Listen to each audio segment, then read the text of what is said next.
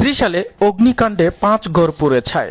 জানা গেছে, ত্রিশাল উপজেলার নৌপাড়া গ্রামের রমজানের দোকান মোড়ের হুতার বাড়িতে ২ জুলাই সকাল 10:30টায় বিদ্যুতের শর্ট সার্কিটে অগ্নিকাণ্ডের সূত্রপাত ঘটে।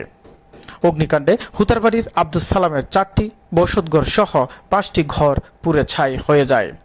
ফায়ার সার্ভিসের 2টি ইউনিট ঘটনাস্থলে গিয়ে 2 ঘন্টার চেষ্টা চালিয়ে আগুন নিয়ন্ত্রণে আনে।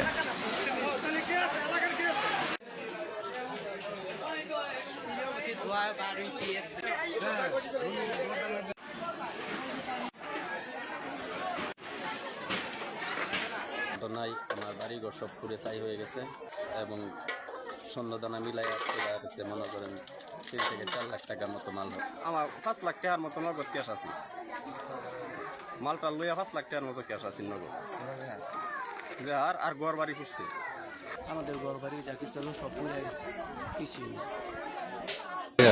ধন্যবাদ। আমরা ত্রিশাল ফায়ার সার্ভিসের পক্ষ থেকে এই আগুনটা নির্বাপন করি এবং 10:40 সময় আমাদের 999 থেকে একটা কল আসে। তো ওই কলের ভিত্তিতে আমরা নোয়াপাড়া রমজানের দোকান এরকম একটা আমরা নামক স্থানে আসি এবং 5টা বাড়িতে অগ্নি নির্বাপন একসাথে হয়। আমরা 2টা লাইনে একসাথে কাজ করি এবং অগ্নি নির্বাপন করতে সক্ষম হই এবং আশেপাশে যাতে আগুনটা নির্বাপন করি। জান্নাতুল ফারুকী, IBM টেলিভিশন।